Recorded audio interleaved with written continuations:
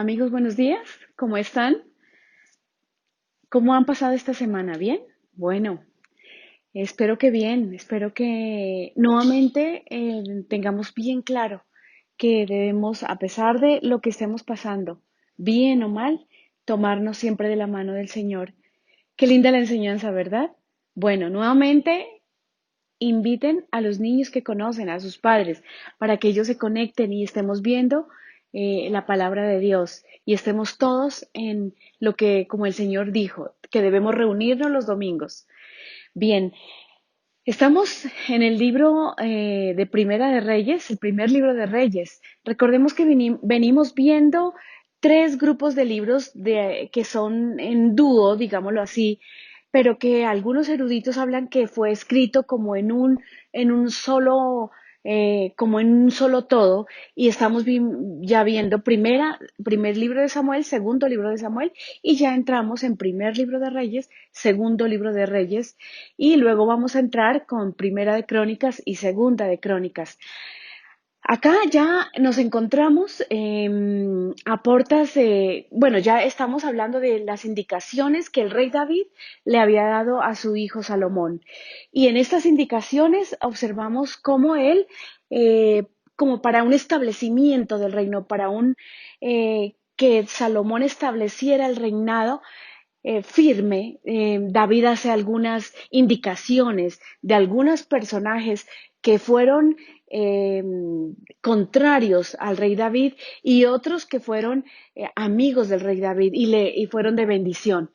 Es así como antes de que Salomón entrara a tomar decisión con estas personas, vemos que ya en el capítulo 2 el primer libro de Reyes, David muere. Y tristemente, pues, pero como bien lo dijera David, llega el tiempo o lo que tiene que ocurrir con todas las personas. Es la muerte, es la cita ineludible que tenemos todos. Y David dice que fue llevado a la ciudad de David, donde él gobernó y reinó por 7 años, y allí es enterrado. Bien, luego entonces Salomón hace caso de lo que su padre y lo que él le ha dicho, las recomendaciones que hizo con Abiatar, las recomendaciones que hizo con Joab en general, y algunos mueren y algunos son perdonados, pero con una condición. Vemos también cómo pues David afianza su reinado con estas decisiones que ha venido tomando. Vemos cómo su hermano que trató de tomar el reinado por la derecha también es muerto porque no le bastó con querer usurpar el trono de su padre por la derecha, sino que viene y pide a la mujer que había cuidado a su padre. El significado de esto era bastante diciente, ¿verdad? Entonces, aquí ya David efectivamente establece su reinado e inicia la era de Salomón. E inicia la era de Salomón y Salomón empieza entonces, dice la palabra que eh, él empezó a ofrecer sacrificio, dice que inicia el capítulo 3 hablando algo como triste y dice que Salomón entra en contrataciones con el faraón de Egipto. ¿Mm?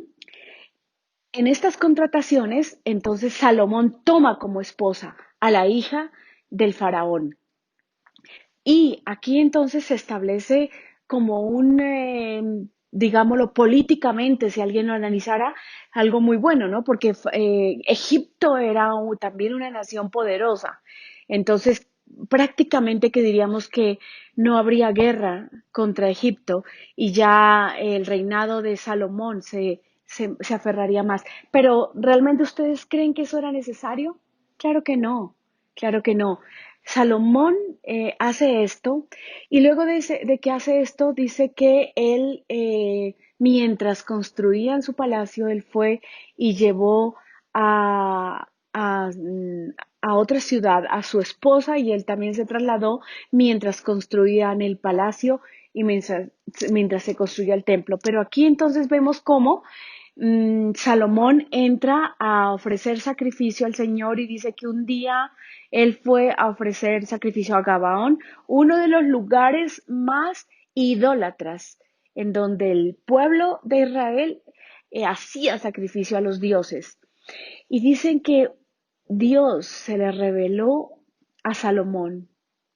Y en ese sueño, este fue un sueño, y Salomón aquí entonces dice que se confronta frente al Señor y le dice que este pueblo es muy grande. Dice, Señor, tú estableciste el reinado, tú, mi padre te amó, estuvo en tus estatutos, en tus leyes, y ahora yo necesito como sabiduría para establecer y para gobernar en este pueblo. Dice que era incontable como la arena, así lo menciona el capítulo 3. Y dice que el Señor le dice a Salomón que le pidiera lo que quisiera y que él le daría lo que él pidiera. Salomón dice que él apenas si es un joven que no conoce nada y que él necesita dirección. Entonces aquí es donde el Señor menciona la palabra que se agradó de lo que pidió Salomón y lo que hace el Señor es manifestarle que le daría esa sabiduría para gobernar a su pueblo. Y además le daría algo, digamos, la ñapa, porque le dijo, como no pediste ganar contra extender tu territorio, hacer otras cosas, no pediste ni riqueza, eso se te dará. Y dice que tu reinado será tan famoso y tan poderoso, dice que los reyes de la tierra tendrán que ver con su reinado. Así es como dice que Salomón despierta de este sueño y sabe que el Señor se le reveló a través de un sueño.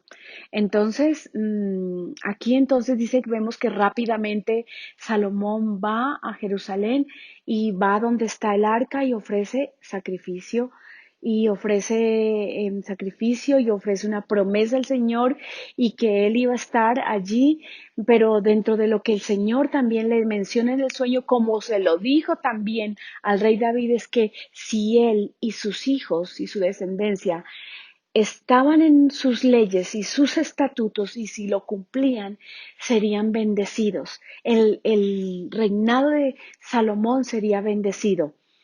Nuevamente el Señor ratificando acá lo que es cumplir su palabra, lo que es andar en sus leyes y en sus estatutos. Creo que esto también es tan vigente hoy, hermanos. Es, Eso es lo que ha dicho el Señor, que si nosotros, los padres y los hijos, andamos en los estatutos del Señor, el Señor traerá la bendición, traerá la prosperidad a nuestras casas. Bueno, entonces aquí ya Salomón pues inicia su reinado y la palabra también, antes de terminar el capítulo 3 menciona algo muy curioso y esto es como una pequeña señal de lo que sería la sabiduría de Salomón. Pero quiero decirle algo para aclarar el tema, y es que efectivamente Salomón no pidió sabiduría espiritual. Yo quiero que diferenciemos eso. Si te han enseñado que Salomón y Dios le dio ese discernimiento espiritual, no fue así. Dios le dio a Salomón el conocimiento, el mayor conocimiento que un hombre pudo haber tenido sobre la tierra. Salomón lo que pidió fue esa sabiduría como gobernante, esa sabiduría no espiritual. Salomón no conocía a Dios. Salomón, si bien fue criado en el palacio donde habitaban las mujeres, porque él muy joven tomó el reinado. Aquí entonces vemos que esa sabiduría es la sabiduría natural, la sabiduría de hombre. Y lo que menciona la palabra es un evento muy curioso y es el evento en donde dice que llegaron al lugar al palacio donde Salomón estaba, dos mujeres se presentaron. Una traducción habla de que eran dos mujeres rameras o prostitutas y dice que cada una de ellas tuvo un hijo. Entonces una de ellas dice que venía a hacer un reclamo porque nosotros habitábamos en una casa y dice que yo di a luz a un niño, a un bebé, dice, y a las 2 semanas ella también, la otra mujer, dio también a luz. Pero un día, dice, ella se acostó sobre su bebé y al acostarse sobre su bebé, el bebé murió. Ella se levantó y cambió los bebés y tomó mi bebé y lo puso en su lugar y el bebé muerto lo colocó en mi cama. Cuando me levanté a amamantar al bebé, dice esta mujer, el niño estaba muerto. Entonces, cuando ya dice que vino la mañana, alumbró, clareó el día, dice que observé bien a este niño y este no era mi hijo, dice la mujer, la primera mujer. Cuando me di cuenta, ella había cambiado y el bebé vivo lo tenía ella. Entonces la otra mujer replicaba, ese no es mi bebé, el bebé tuyo es el muerto y el mío es el vivo, dice. Y así las dos discutían frente a Salomón y ellas venían a que él les diera su veredicto. Entonces Salomón dice que las observa y dice, bueno, pásenme una espada. Entonces dice que él coge la espada, dice, vamos a partirlo por la mitad y daremos la mitad al uno y la mitad a la una y la mitad a la otra. Entonces dice que una de ellas, la primera mujer, reacciona y dice, no, entrégale al niño a la otra mujer, no le hagan daño al niño. Y la segunda mujer dice que habla y dice, pues ni para ti ni para mí. Claramente Salomón dijo, entréguenle la mujer, entréguenle al niño a la primera mujer, pues ella es su madre.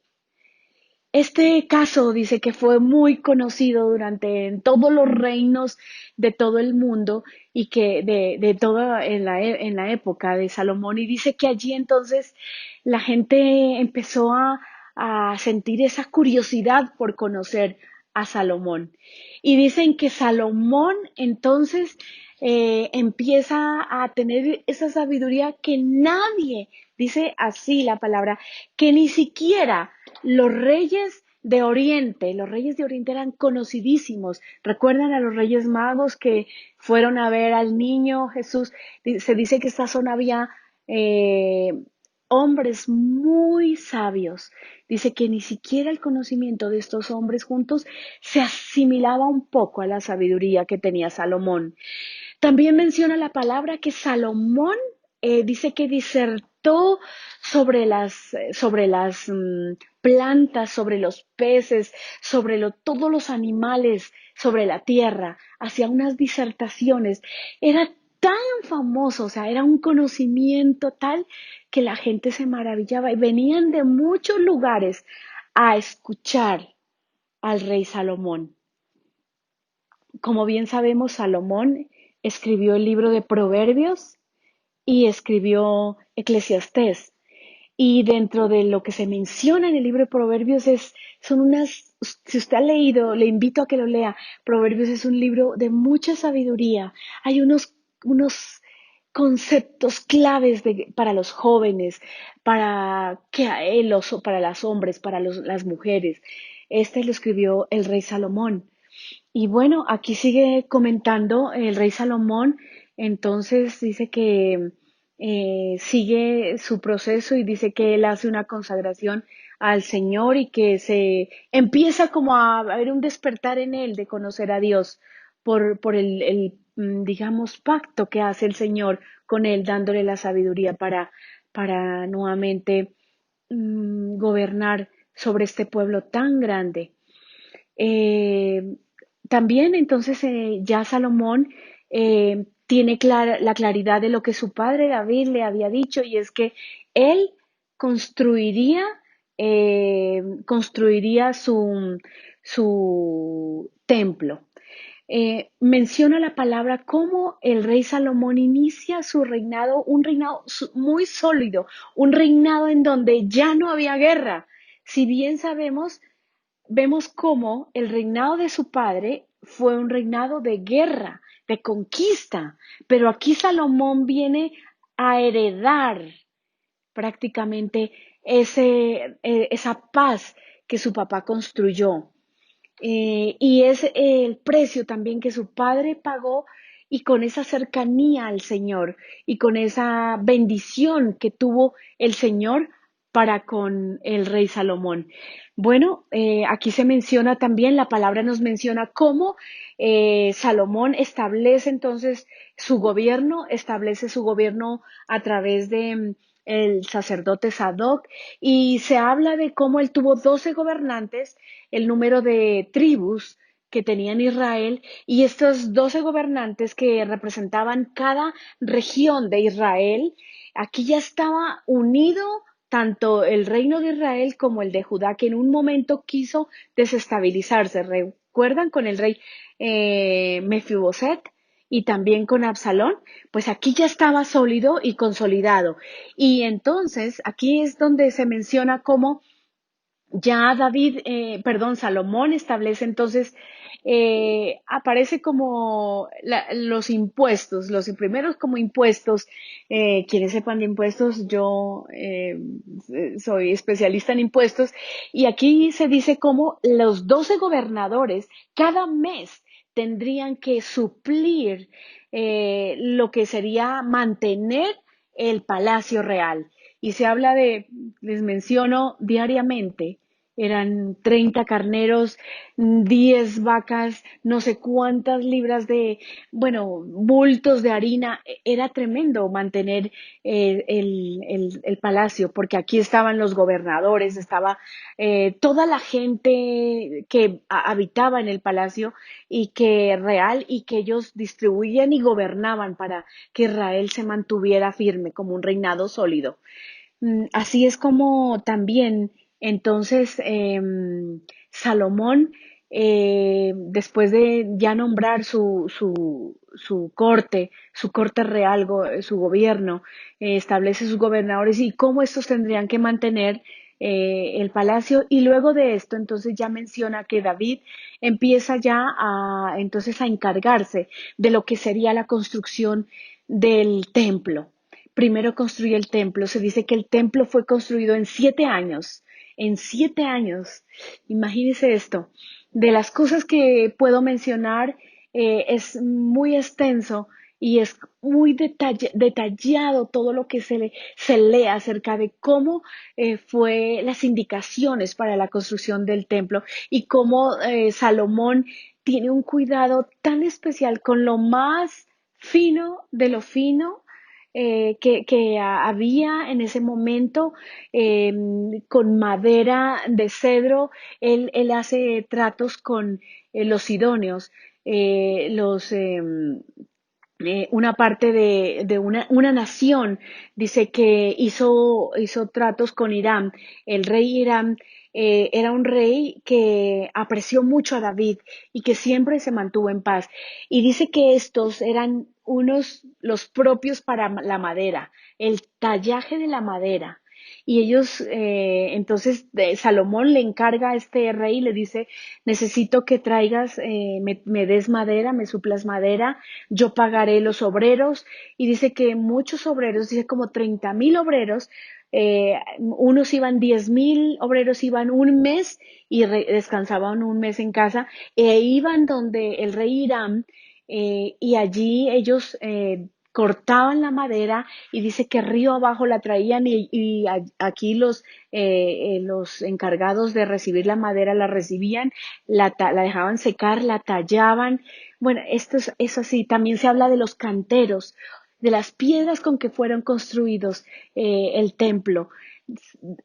Fue con lo mejor de lo mejor. Algo que me llama la atención y que tal vez un arquitecto, un ingeniero pueda como leer con curiosidad esto, es que dice que ningún cincel, ningún martillo, no se hizo ruido. Dice que cuando fue construido el templo porque todas las piedras fueron cortadas en la cantera y traídas ya con unas medidas muy precisas. Los cimientos fueron ya echados. Luego dice que todo fue forrado en madera. Todo fue forrado en madera de cedro, la madera de esta nación del Líbano. Y menciona cada detalle, cómo fue. Luego de ser forrado en madera, fue forrado en oro. El lugar santo, el lugar santísimo, todo fue forrado en oro. Se habla también de que él trajo a un hombre, no era el rey, pero también se llamaba Hiram, dice, y que él era un experto en artesano del oro. Y él hizo todas estas figuras, flores, calabazas, palmeras, era algo hermoso, los capiteles, las puertas, era, o sea, una obra de arte, una hermosura lo que hizo Salomón y lo que así lo dirigió en su sabiduría, dirigió toda esta obra y así terminó, dice, durante 7 años. Algo muy hermoso que se menciona luego de que ya entonces ya viniera la construcción de su templo. Luego dice que él se dedica a la construcción de su palacio. Pero cuando él termina de construir el templo, le dice al Señor, bueno, mi padre, por ser un hombre de guerra, no construyó este templo, pero tú le dijiste a él que lo construiría su hijo, quien tú colocarías. Y aquí estoy, y que hice este templo para ti.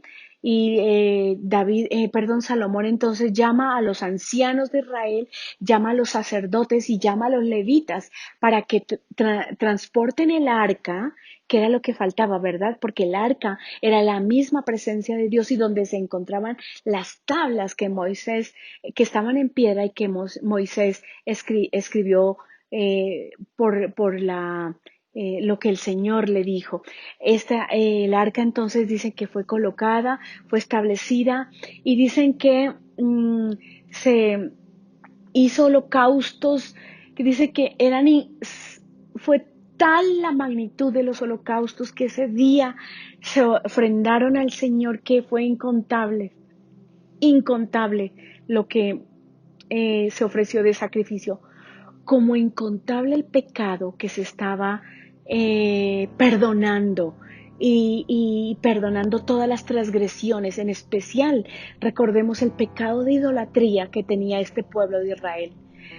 Así es como dice que el sacerdote, cuando fue a entrar al templo, al lugar santísimo, dice que el Señor inundó el lugar santo, inundó el templo, que ellos no pudieron entrar. ¿Recuerdan algo similar que sucedió? Es la segunda vez que ocurre esto. ¿Recuerdan la primera vez? Cuando Moisés después de que construye la tienda, ¿verdad? Para el Señor, también la presencia del Señor se llenó. ¿Saben tan importante esto? Porque lo primero que debe estar en un lugar en donde es dedicado a todo el culto y todo el proceso del Señor, todo lo santo del Señor, debe estar primero y habitar primero la presencia de Dios. Es lo más importante. Realmente, si bien sí era necesaria la presencia del sumo sacerdote, pero lo primero que fue llenado allí fue la presencia de Dios. Qué hermoso, ¿verdad? Y aquí dice que fue tal esto que ellos no pudieron entrar, pero así fue. Este tiempo ellos duraron como muchos días, dice que de fiesta, muchos días de celebración, porque ya aquí el pueblo tenía el lugar a donde ir a ofrecer sacrificio. Ya no tenían que ir a los lugares altos a ofrecer sacrificio a Baal, a Moloc, a la diosa Astarte. O sea, ya no tenían por qué hacer eso, ni el mismo rey, porque Salomón lo estaba haciendo. Cuando fue a Gabaón, él estaba ofreciendo sacrificio. Acá vemos cómo ya no había excusa para no ir al lugar que era, donde era y como el Señor lo quería. Entonces vemos cómo Salomón entra en un proceso de empezar a acercarse al Señor, empezar a conocer lo que es puro, lo que es santo, lo que él aprobaba realmente. Y luego también empieza ya, después de esto empieza a mencionar la palabra cómo fue hecho todo su castillo, cómo fue construido. Un dato que quería darles es de ancho. El templo tenía 9 metros de ancho, de fondo 27 metros, y dice la palabra que tenía como 3 pisos esta construcción. Bien, o sea, es muy bonito leer y la magnificencia que había acá. Entonces vemos también cómo también Salomón inicia a construir su palacio. Imagínense cómo lo hizo también con una desparrame de oro, de lo mejor de lo mejor. Dice que él se construyó el palacio del Líbano, se llamó así, donde él ejercía su gobierno hacia Israel, pero también hizo la parte privada donde él habitaba. Dice también que le construyó un palacio muy similar al que tenía él a su esposa, la hija de Faraón. Y así es como mucho dice que era tal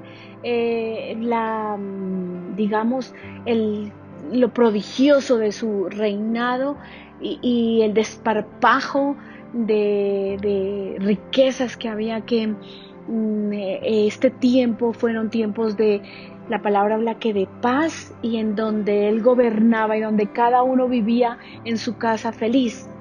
Pero acá vemos algo como curioso y podríamos entrar a preguntarnos, esta Salomón sí trae paz a su reinado, porque claro, el Señor tal vez estaba más con Salomón. No, aquí vemos es como tal vez para esta paz que se asimila mucho a la paz que Dios va a traer luego, Jesús va a traer en tiempos cuando Él venga. Dice que habrán tiempos de paz, pero la paz de Jesús será una paz diferente. Vemos que para que exista esa paz debe haber un derramamiento de sangre, y vemos cómo Jesús lo hizo, así como el rey David lo tuvo que hacer en su momento, conquistando y entrando en guerra tras guerra. Así también esto es como una similitud a lo que hace Jesucristo. Cuando Él muere en la cruz hay un derramamiento de sangre, y por su sangre es porque viene la paz. Entonces es como un abrebocas a lo que vendría por la línea de Jesús. Este libro de Reyes es un libro prácticamente que es Samuel, Reyes y Crónicas. Vemos cómo es el establecimiento y el cumplimiento de una promesa de Dios, el desarrollo y cumplimiento de la promesa, luego viene el establecimiento del reino, y luego viene la caída trágica y casi que las cenizas de un pueblo que fue muy floreciente en el rey Salomón. Vamos a seguir mirando a posteriori cómo esto se va transformando y cómo esta paz viene y viene ya en una decadencia, y cómo Salomón, después de haber sido hecho la promesa que sí, que haría, que sí, Señor, luego caería de una manera tremenda, y sería la caída para el pueblo de Israel. Veremos también cómo la división del reino sí se daría al fin, y cómo en esta división sus enemigos la aprovecharían, y el Señor se valdría de muchos pueblos para castigar la idolatría de Israel. Hermanos, como la reflexión de hoy puedo cerrar diciendo: muchos nos apresuramos a hacer promesas a Dios. Muchas veces la emoción nos llega, ¿saben? Cuando hay ministración y cuando, no sé, hay un predicador que nos pone en verdad tal vez una palabra buena, pero somos muy emocionales, somos personas que estamos todo el tiempo prometiendo y luego olvidando lo que prometemos. No somos nada lejano a lo que es el pueblo de Israel, a lo que fue. Hoy el llamado es a el Señor tiene una promesa. Padres, hijos, el Señor tiene la promesa de bendición. Dice que si nosotros y nuestra generación sigue los caminos y los estatutos del Señor, el Señor traerá bendición. Y tal vez tú solo quieres tomar de esta bendición para pensar en bienes y bienes y bienes. Es más allá de bienes. Es la bendición de una nación, la bendición del mundo. Nosotros somos la bendición y la luz del mundo. Que esa luz no se apague, que no seamos tan prontos para prometer. También quiero decirte que también hay esperanza para que el que cae puede levantarse en el Señor. Bueno, es hasta aquí estamos viendo este reinado de Salomón, muy interesante. Y bueno, vamos a seguir con el tiempo de alabanza, vamos a seguir con la predicación de la palabra. Vamos a orar. Padre, gracias por este tiempo, por darnos a conocer tu palabra tan vigente hoy. Tu palabra es vigente, fue vigente ayer, lo será hoy y siempre.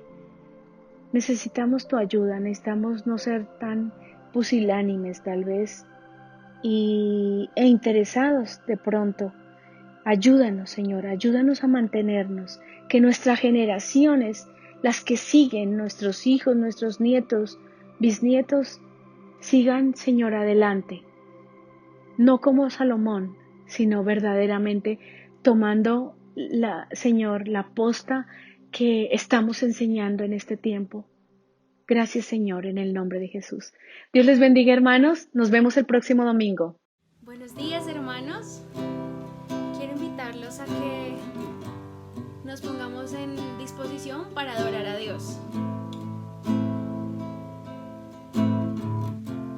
Su palabra dice que nos pongamos a cuentas antes de venir a ofrendar, antes de venir a darle cualquier cosa. Si vamos a ofrendarle la adoración el día de hoy, primero pongámonos a cuentas con nuestro prójimo, con nuestros hermanos, con nuestra familia, con nuestra mamá, con nuestro papá. Si usted hizo algo que no debió hacer, dijo algo que sabe que no estuvo bien, mande un WhatsApp, pídale perdón si está a su lado. En la antigüedad, el sacerdote moría si se encontraba en pecado. Y pues ahora entramos al trono de gracia por Jesús, pero no podemos hacer que su sangre sea como cualquier cosa, sino debemos honrar ese privilegio que tenemos. Padre Santo, Señor, perdona nuestro pecado, Dios. Perdónanos por haber pensado lo malo, Señor, por haber visto lo malo, por haber, Señor, dicho cosas malas, Señor, porque a veces a los que más amamos es a los que más herimos, Señor. Señor, por favor, perdona nuestro pecado, Señor. Ayúdanos a mejorar cada día, Señor. Recibe esta alabanza, Señor, como olor fragante, Señor. Recibe nuestra adoración, Señor, el día de hoy, como incienso que sube, Señor, a tu trono, Dios. Gracias, Señor, tú eres bueno, Dios. Mejor es un día en la casa de Dios que 1000 años lejos de Él. Prefiero un rincón en la casa de Dios que todo el palacio de un rey. Que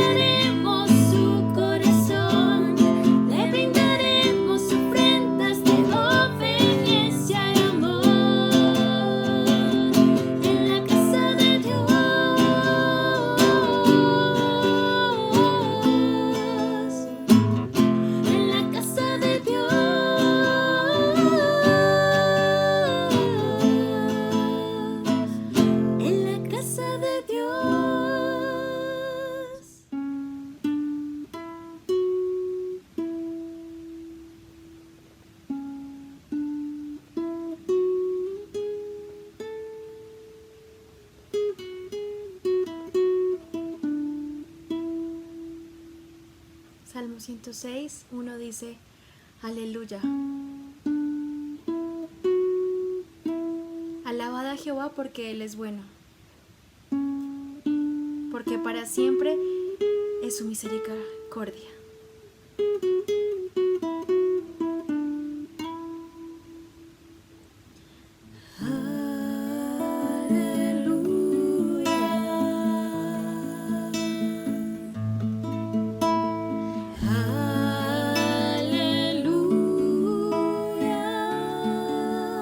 Reinas tú, poderoso Dios.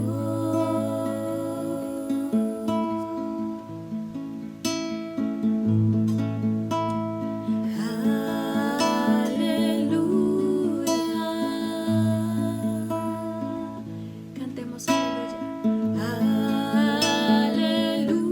Aleluya. Santo, santo, eres tú, Dios poderoso. Digno eres tú, Cordero de Dios. Eres santo, santo, eres tú, Dios poderoso.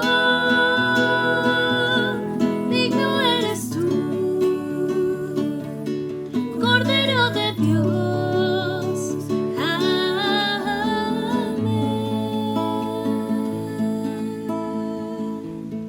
Cántale aleluya porque Él es digno de tu alabanza.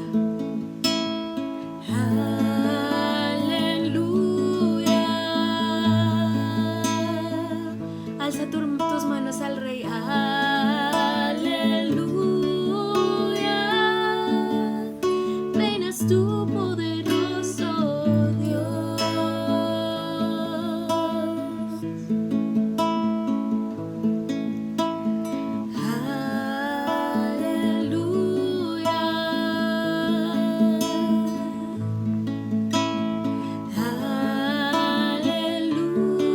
Aleluya.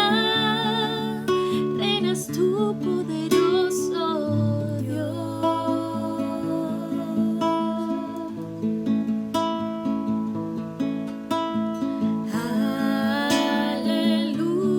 Aleluya. Tú eres santo. Santo, santo,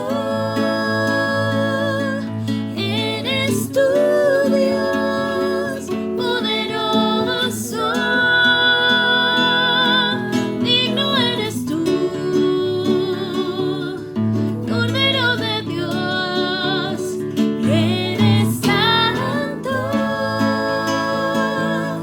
santo, eres tú, Dios poderoso.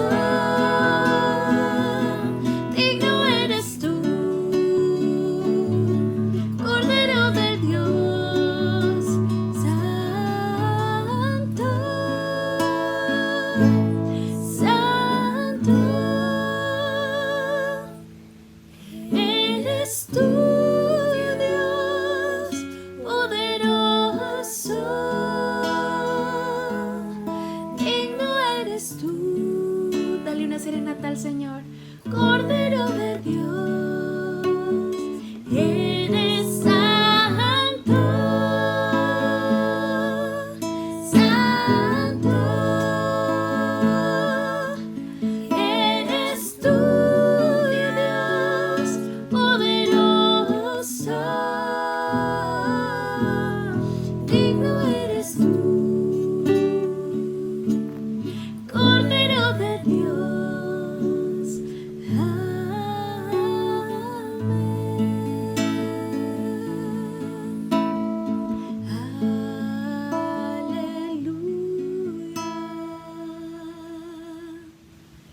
Gracias, Señor, por tu adoración, porque nos permites cantarte, porque podemos honrarte, Señor, porque podemos alabarte, porque tú eres digno, Señor.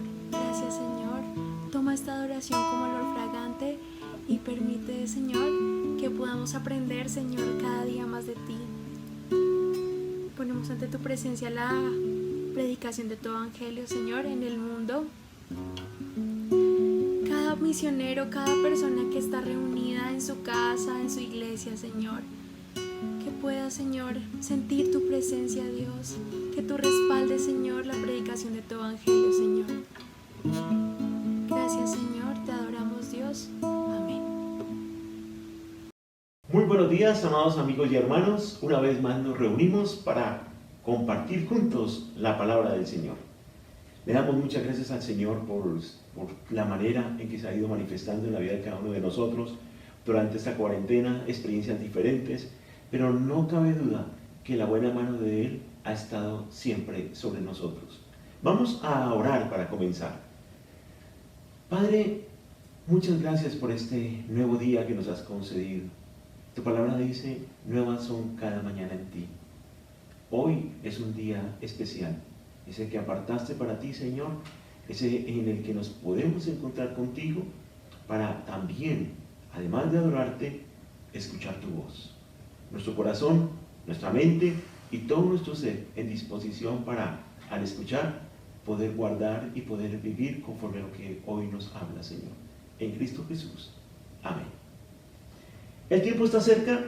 Hemos venido trazando esa palabra a partir de Apocalipsis y ya hemos iniciado el capítulo 4 de dicho libro. Y hoy vamos a abordar lo que tiene que ver con los versículos 4 al 11 y he titulado este mensaje La adoración celestial. Recordemos, veíamos el domingo pasado que tanto el capítulo 4 como el 5 nos muestran esa transición, el mensaje que han recibido las iglesias, la experiencia después de, si yo estuviera en el lugar de Juan, no debe haber sido nada fácil tener que escribir ese mensaje para las iglesias, debe haber sido algo que incluso hasta, creo yo, le debe haber producido tristeza, dolor, seguramente hasta llanto, por lo que tenía que hablársele a ellas de parte del Señor. Sin embargo, antes de comenzar a hablar del milenio, de la tribulación, de todo lo que es el tiempo del fin, hay dos capítulos que son los 4 y 5 que recogen ese momento en el que el Señor lleva al apóstol Juan a esa puerta abierta de la revelación y le va mostrando todo lo que tiene que ver con la adoración que se da allí en los cielos.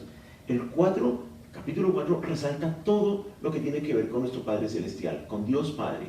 Y el capítulo 5 con Jesucristo, su Hijo. Hoy vamos a estar viendo entonces lo relacionado con la adoración a Dios el Padre. Dice la Escritura así, y voy a permitirme leer desde el versículo 1 de dicho capítulo 4. Después de esto miré y vi que en el cielo había una puerta abierta. Entonces la voz que antes había escuchado, y que era como el sonido de una trompeta, me dijo, sube acá y te mostraré lo que va a suceder después de esto. Al instante quedé bajo el poder del Espíritu y vi que en el cielo había un trono y que alguien estaba sentado en él. El que estaba sentado en el trono tenía el aspecto de una piedra de jaspe y de coralina. Alrededor del trono había un arco iris semejante a la esmeralda. Alrededor del trono había 24 tronos y en ellos estaban sentados 24 ancianos, vestidos de ropas blancas y con sendas coronas de oro en la cabeza. Del trono salían voces, relámpagos y truenos, y delante del trono ardían 7 antorchas de fuego, que son los 7 espíritus de Dios. Delante del trono había algo que parecía un mar de vidrio semejante al cristal, y en el centro, alrededor del trono, había 4 seres vivientes que tenían ojos por delante y por detrás. El primer ser viviente parecía un león, el segundo parecía un becerro, el rostro del tercero era semejante al de un hombre, y el cuarto parecía un águila en vuelo. Cada uno de los 4 seres vivientes tenía 6 alas y estaba lleno de ojos por fuera y por dentro. Día y noche no cesaban de decir, Santo, Santo, Santo es el Señor Dios Todopoderoso, el que era, el que es y el que ha de venir. Cada vez que aquellos seres vivientes daban gloria, honra y acción de gracias al que estaba sentado en el trono y el que vive por los siglos de los siglos, los 24 ancianos se postraban delante de él y lo adoraban, y mientras ponían sus coronas delante del trono del que vive por los siglos de los siglos, decían, digno eres, Señor, de recibir la gloria, la honra y el poder, porque tú creaste todas las cosas y por tu voluntad existen y fueron creadas. La adoración celestial.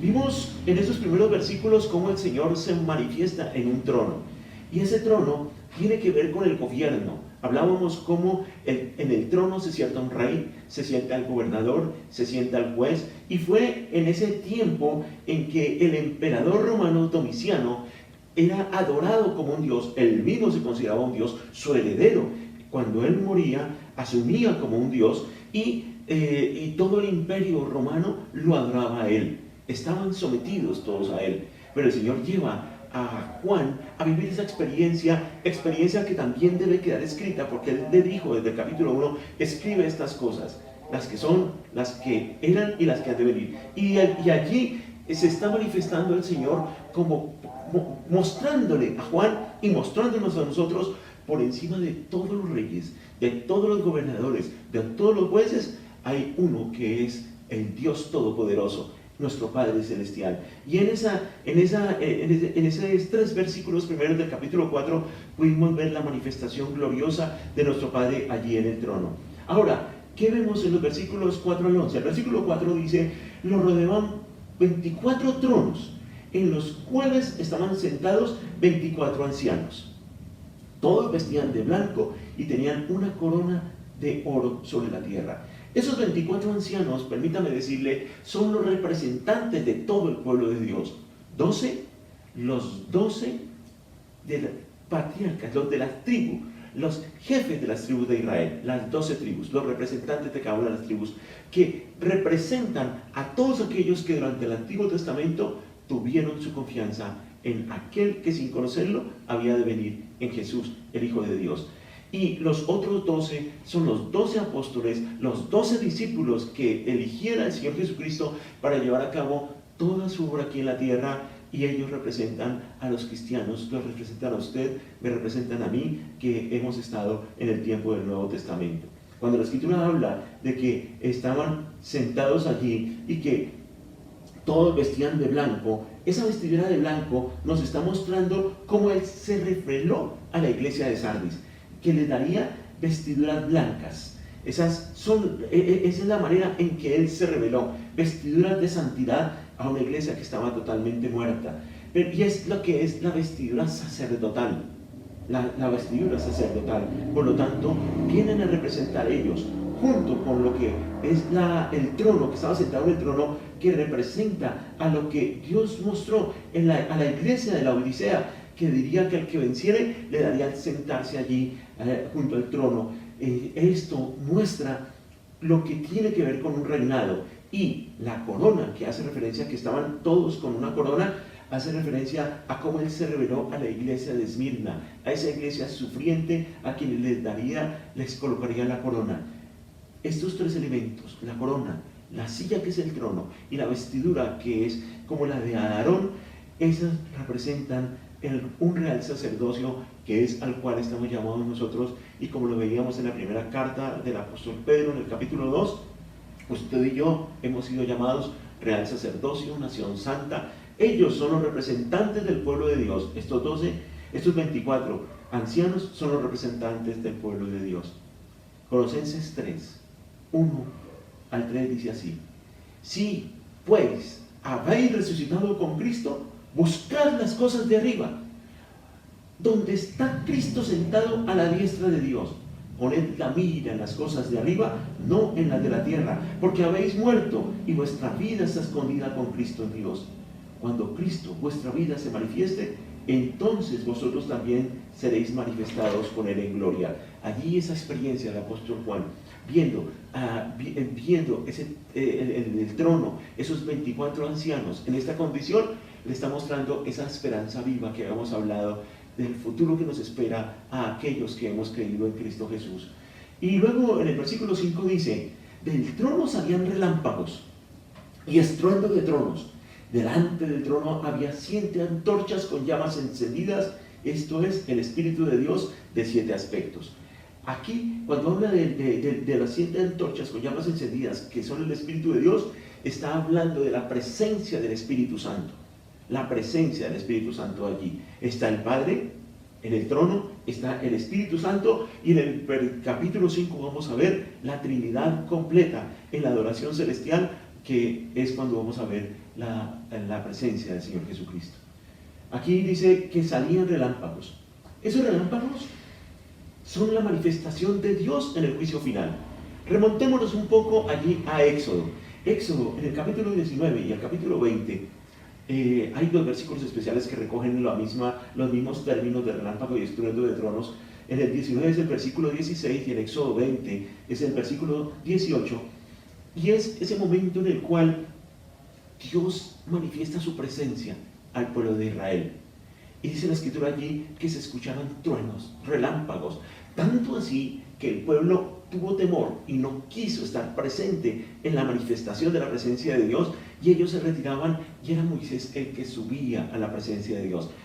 Cuando Dios se manifestó, hubo esos fenómenos, relámpagos, truenos, estruendo de truenos, mostrando la presencia de Dios, y allí Dios estaba revelando su ley, allí Dios estaba manifestando a su pueblo, trayendo también sus designios. Y esto es un tipo de, lo vamos a encontrar en Apocalipsis, que allí se está manifestando como ese Dios juez, que viene a traer juicio sobre la tierra.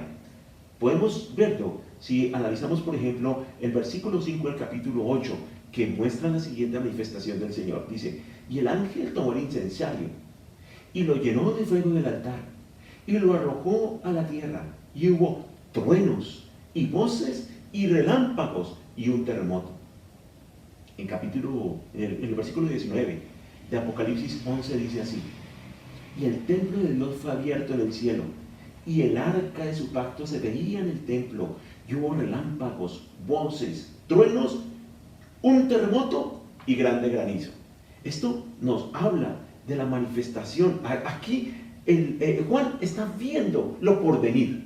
Yo me voy a revelar de esta manera, y el mundo va a ver relámpagos, truenos, granizo, terremotos, porque allí yo voy a estar manifestando mi juicio sobre la tierra. Eso estaba viendo en ese momento Juan, en la experiencia que el Señor le lleva allí. Y el capítulo 16 también encontramos en los versículos 18 en adelante, dice: entonces hubo relámpagos y voces y truenos y un gran temblor de tierra y un terremoto tan grande cual no hubo jamás desde que los hombres han estado sobre la tierra.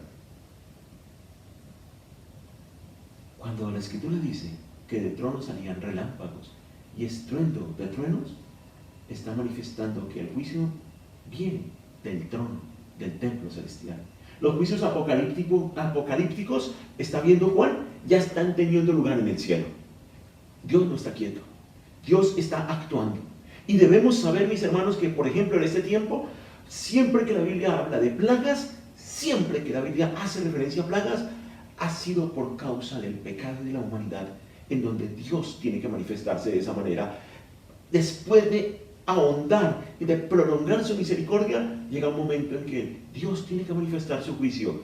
Y aquí está viendo Juan cómo Dios está obrando ya para el juicio final, juicio que va a ser una realidad en los posteriores tiempos. ¿Por qué?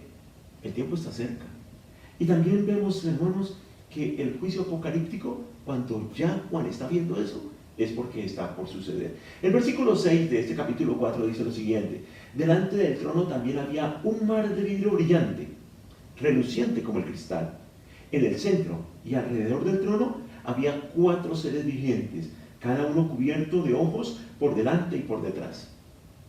Desarrollemos un poco lo que tiene que ver con el mar de vidrio brillante. Dice que del trono había como, era reluciente como el cristal. Recordemos que estas figuras que se presentan en Apocalipsis se interpretan a la luz de lo que dice el Antiguo Testamento. En Ezequiel capítulo 1, el versículo 22 dice lo siguiente: y sobre las cabezas, Ezequiel, uno de los profetas del Antiguo Testamento, usted lo encuentra en la Biblia, está después de Salmos, aparece Proverbios, y luego dice Isaías, Jeremías, Ezequiel. Allí usted encuentra el capítulo 1, versículo 22 que dice: y sobre las cabezas de los seres vivientes hablando también de esa revelación que tuvo ese profeta para los tiempos finales, profecías que aún no se han cumplido.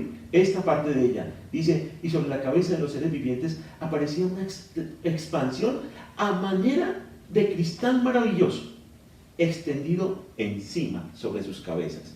Es interesante cómo tantos siglos atrás el Señor ya había mostrado a través de Ezequiel esa misma experiencia que ahora Juan está viendo allí en los cielos, y que es algo que nosotros, cuando lleguemos a disfrutar de la vida eterna delante del Señor, como lo vimos en los primeros capítulos, que nos sentaremos con Él allí, al lado de Él en el trono, en tronos, allí Él está viendo esa misma experiencia.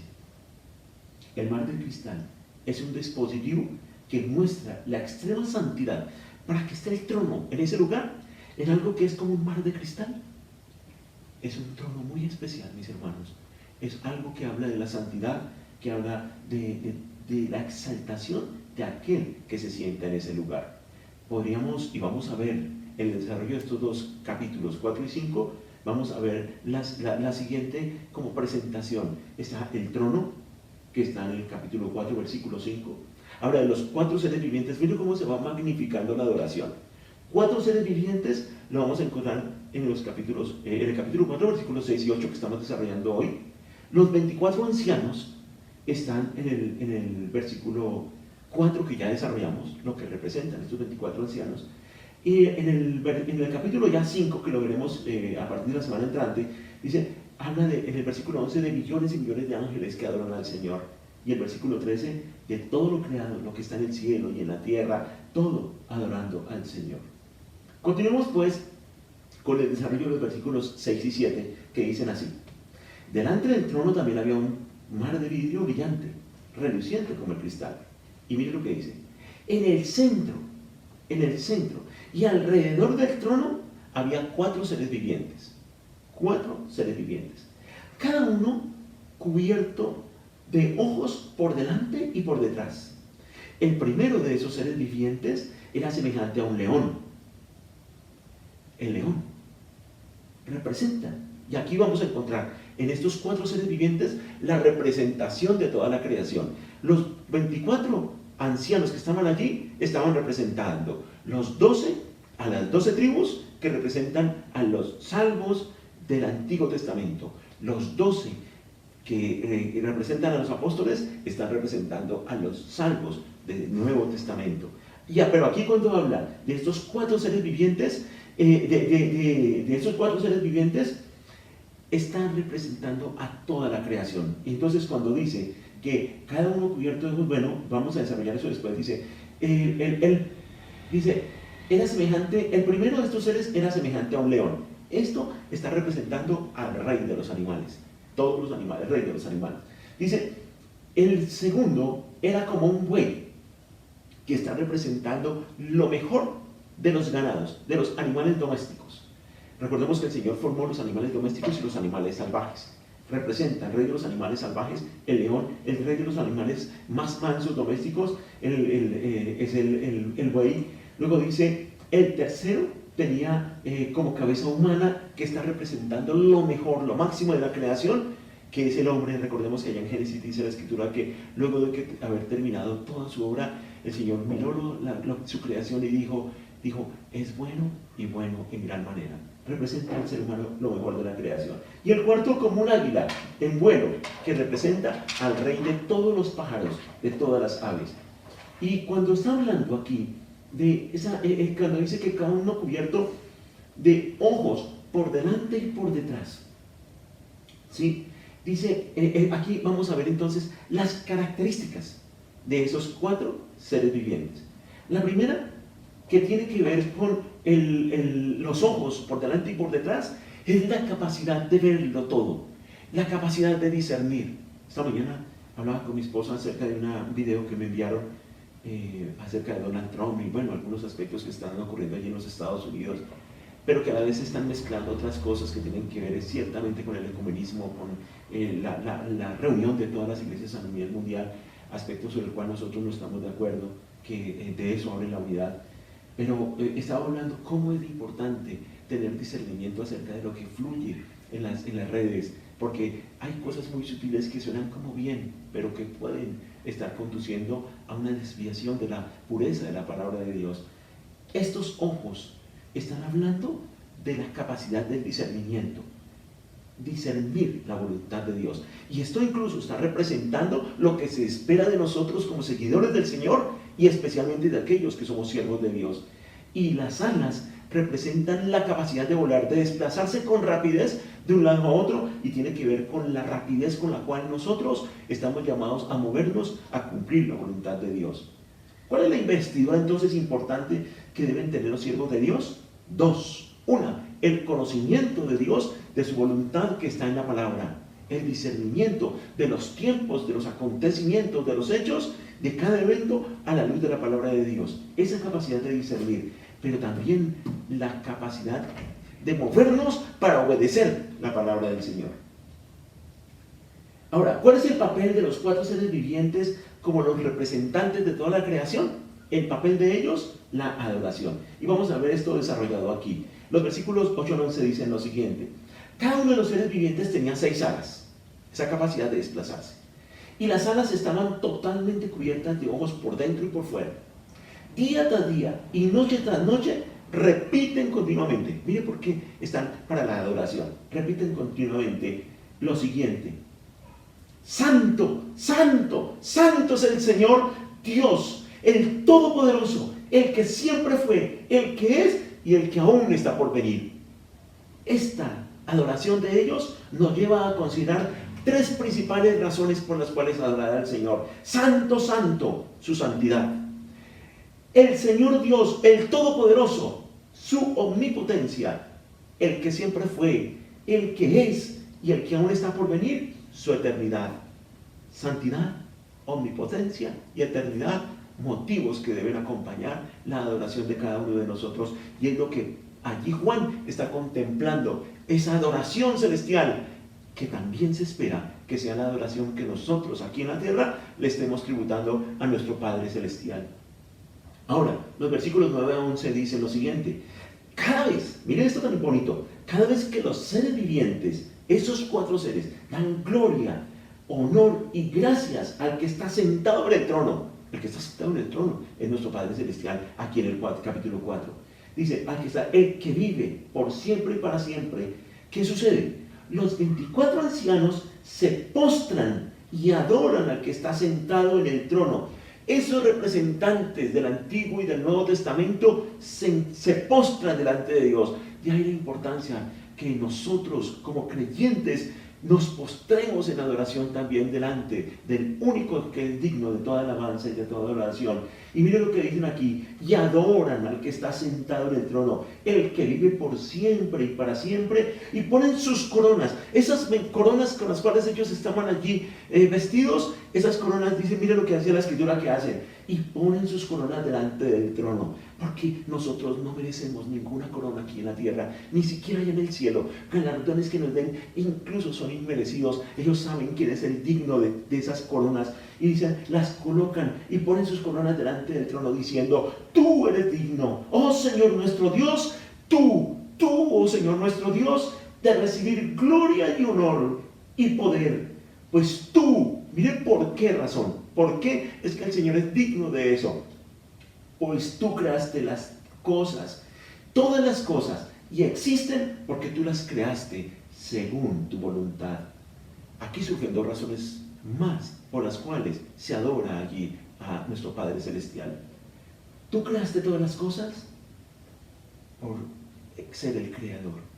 Y existen porque tú las creaste según tu voluntad. O sea, no solo las creó, sino que aún existen, porque hay cosas que pueden ser creadas pero que desaparecen. Pero todo lo creado por Dios existen, pero existen por su voluntad, lo cual nos habla de su divina providencia. La creación y la providencia. 2 razones más para adorar a nuestro Padre Celestial. Encontramos entonces de los versículos 8 al 11, en esta experiencia que está viviendo Juan allí, de la adoración celestial a nuestro Padre Celestial, encontramos la razón también por la cual nosotros debemos movernos en adoración a nuestro Padre Celestial. 5 razones. Las 3 primeras con los 4 seres vivientes, santidad, omnipotencia y eternidad. Y las 2 siguientes con los 24 ancianos que nos representan a nosotros, mis hermanos. Los 4 seres vivientes representan a toda la creación, pero estos 24 ancianos representan a los salvos, a los que tenemos la vida eterna. 2 razones más, que son la creación y su divina providencia. Santidad, omnipotencia. ¿Sí? Vamos viendo. Santidad, Dios es un Dios santo. Omnipotencia, Dios es un Dios todopoderoso. Eternidad, Dios es el gran eterno, el gran yo soy. Pero también el creador y el que por su voluntad, por su providencia, nos sustenta hasta hoy en día. Hemos visto entonces estos aspectos y cuando les decía que estas figuras literarias se interpretan normalmente, todas esas imágenes a la luz del Antiguo Testamento, cuando habla de los 4 seres vivientes, para usted que está interesado en profundizar un poco más, permítame decirle que esos 4 seres vivientes lo encontramos, son querubines y serafines. Esos están, los querubines en Ezequiel capítulo 1, versículos 4 hasta el 28, para que si está tomando nota. Ezequiel capítulo 1, versículos 4 al 28.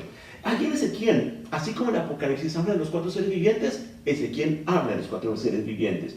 Y allí también, en Ezequiel, se está hablando del león, del becerro, del hombre y del águila. Lo mismo que aquí en Apocalipsis. León, becerro, hombre y águila. Siglos atrás, Dios ya había revelado en el Antiguo Testamento esa experiencia que ahora Juan está teniendo allí en Apocalipsis, y eso que hoy es para nosotros reiterado, Antiguo y Nuevo Testamento, porque Dios no cambia, Dios no se contradice y Dios está confirmando su voluntad para los tiempos finales. Ahora, en cuanto a lo demás de estos seres vivientes que se revelan allí en Apocalipsis, esos seres vivientes con las 6 alas, en los primeros, en Ezequiel vemos en los querubines, seres angelicales superiores, y en los otros, las otras características las encontramos en Isaías, capítulo 6, versículo 1 al 3, esa experiencia que tuvo incluso del llamado Isaías, el llamado ministerial, que está en esos primeros 3 versículos del capítulo 6, es con los serafines. Allí habla de las 6 alas y cómo ellos proclaman delante del Señor en el trono: Santo, Santo, Santo, el Dios Todopoderoso, el que es, el que era y el que ha de venir. Mis hermanos, enfoquémonos en estos tiempos, más que en pensar y en el desarrollo de esta misma escritura, lo que vamos a ver después del capítulo 6, más, y usted lo que estudie de ello, más que enfocarse en lo que va a pasar en la gran tribulación y cómo va a ser esto, y cómo va a ser esto del gran dragón, y cómo va a ser de la gran ramera, y todo lo que es el milenio, el premilenio, el posmilenio, todo eso, mis hermanos, más allá que en eso, el Señor está diciéndole a Juan: mire, enfóquense en la adoración. Mi pueblo es para adorarme, para bendecirme por todo lo que yo soy. Esas características que vimos, esas 5 características, por ello es que nosotros debemos existir y permanecer tanto aquí como en la eternidad. Y esa es la razón por la cual nos debemos motivar también al ver nosotros capítulos del juicio para seguir adorando a ese gran ser que en amor y misericordia, a pesar de tanta maldad que existe en el mundo, no hay un lugar en el mundo en donde hoy se esté eximido de la maldad del hombre, del pecado profundo causado por la separación de Dios, porque no se le ha querido dar la gloria, porque no se le ha querido dar la honra, porque el hombre se ha creído un Dios, porque ha querido fabricar sus propios dioses, porque ha querido apartarse de la voluntad de Dios. Sin embargo, la misericordia, y a pesar de la dureza del corazón y de tanta maldad, se ha extendido hasta el día de hoy, y será un tiempo más, pero el tiempo está cerca, mis hermanos y mis amigos. El tiempo está cerca, pero la misericordia de Dios, Él no es ajeno. Ese Dios que creemos que de pronto algunos podrían pensar: no, es que está sentado allá cruzado de brazos, le quedó grande la tierra. No, Él está trabajando y vendrá un juicio, y ese juicio va a ser terrible, razón por la cual hoy predicamos la palabra, para que haya arrepentimiento, para que todo aquel que le crea no se pierda, mas tenga vida eterna y no tenga que pasar por esos tiempos tan difíciles que se van a pasar, esos tiempos del fin. Hemos terminado el capítulo 4 de la adoración a nuestro Padre Celestial. Ahora le invito.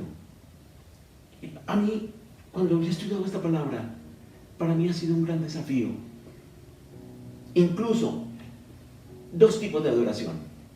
La que desarrollo cuando estoy en la iglesia o cuando estoy en mi devocional, cuando estoy solo. ¿Cómo es esa adoración? Cuando yo le doy cánticos al Señor. Son cánticos que me alientan a mí y a mi alma, y pobrecito yo que andaba pobre, desnudo, o estoy exaltando a Dios. ¿Estoy alimentando mi alma o estoy exaltando a Dios? Eso es algo que debemos tener en cuenta cuando incluso elegimos las canciones que tomamos de adoración, porque hoy hay mucha que toca el alma y nos hace llorar y todos los... Pero ese no es el tema. El tema allí, el centro de la adoración es nuestro Padre Celestial, como lo hemos visto en el capítulo 4. Y veremos también a Jesús, como lo veremos en el capítulo 5.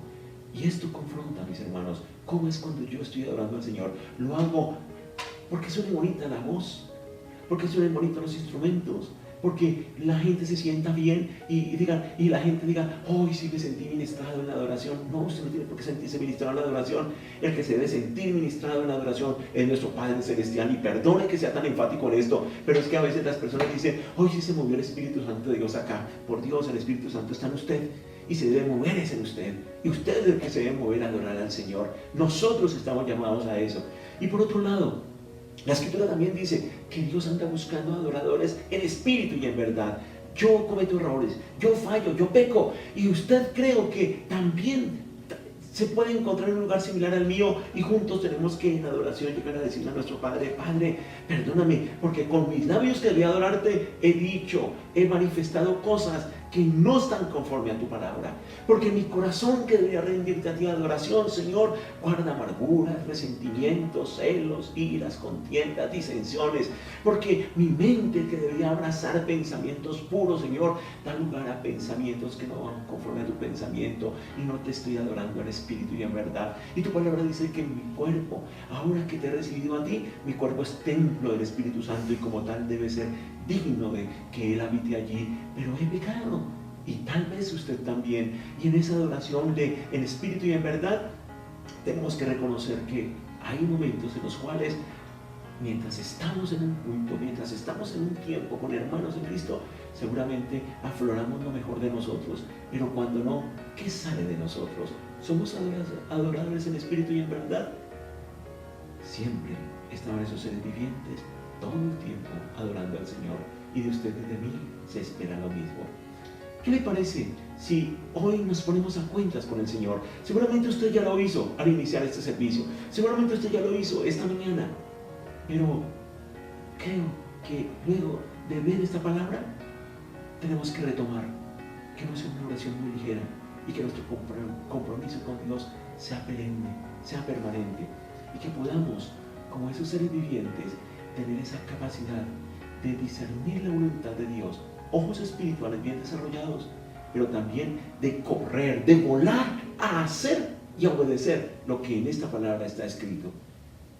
Bendito Dios, muchas gracias te damos en esta mañana.